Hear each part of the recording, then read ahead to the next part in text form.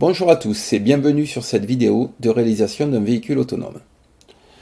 Le projet actuel, ResMini, est une évolution d'une première maquette destinée à valider la faisabilité avec du matériel très accessible, à l'entour d'une centaine d'euros.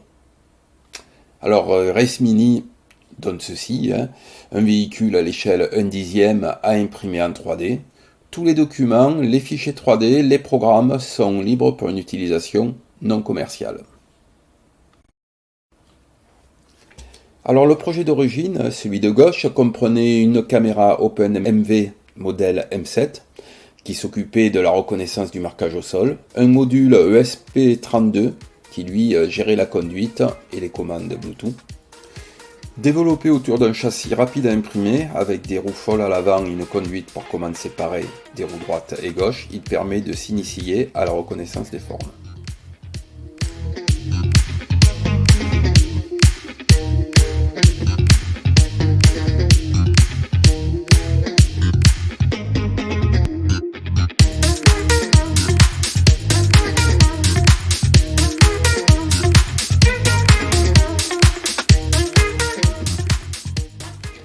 Les résultats que vous voyez sont sur ce projet initial, c'est la vitesse réelle sans accélération de la vidéo. Les performances de reconnaissance peuvent être améliorées par augmentation du contraste des marquages au sol, si une bande noire à côté de la bande blanche a été rajoutée, le sol étant relativement clair. Si vous voulez tester la reconnaissance des marquages au sol sans passer près de 100 heures à imprimer des pièces de ResMini, tous les fichiers de ce modèle sont aussi disponibles.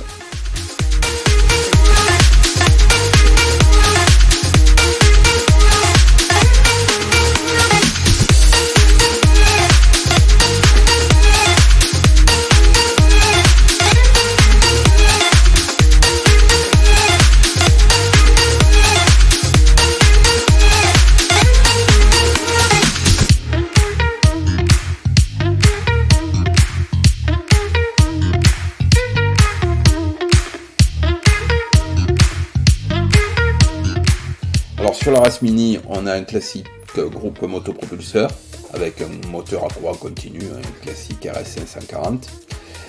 Évidemment un différentiel. Pour la direction, on a un système à crémaillère. Alors avec cette nouvelle cinématique, le passage à une caméra avec un microcontrôleur H7 qui est plus rapide que le M7, donc qui va faire plus d'images par seconde, plus de réactivité, ça va permettre d'avoir des performances encore meilleures. On va voir maintenant l'architecture du système de contrôle. Alors, on retrouve une caméra OpenMV, si possible une H7, mais le programme proposé tourne aussi sur une M7. L'avantage de cette caméra est son accessibilité technique avec un IDE, un environnement de développement intégré, très simple d'utilisation.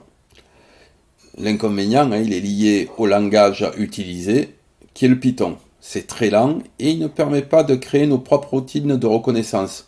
On sera obligé d'utiliser une routine intégrée qui permet de reconnaître des lignes par transformée de Hug. Donc, en utilisant une routine standard, elle n'est pas optimisée pour notre application.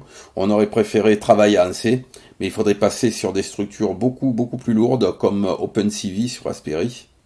Donc une solution plutôt utilisée en école d'ingénieur ou à l'IUT. Alors pour ceux que ça intéresse, cependant, j'ai fait un petit programme de démonstration de la transformée de Hug. Il est en JavaScript. Il suffit d'un explorateur internet et d'un éditeur de texte pour pouvoir le faire tourner et le modifier si vous voulez. Et donc comprendre l'utilisation de cette transformée, la transformée de Hug. Alors cette transformée de Hug, elle va permettre de repérer des points sur l'image.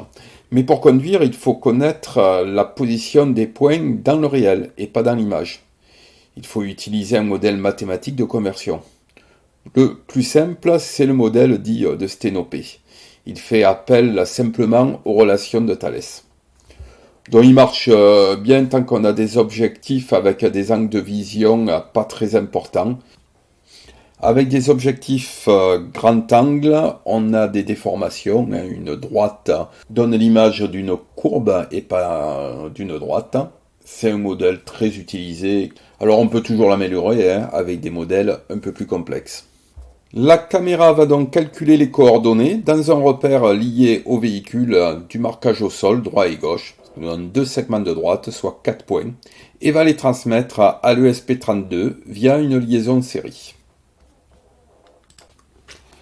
Alors, l'ESP32 reçoit donc ces informations et va calculer la trajectoire de la route, modélisée comme un arc de cercle, avec détermination du rayon de courbure. Ensuite, il va calculer la commande à envoyer au servomoteur pour que le véhicule suive effectivement cette trajectoire.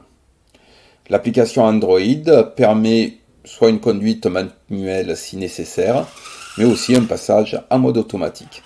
Dans ce mode, elle transmet une consigne de vitesse maximale, vitesse qui pourra être réduite en fonction du rayon de courbure du virage.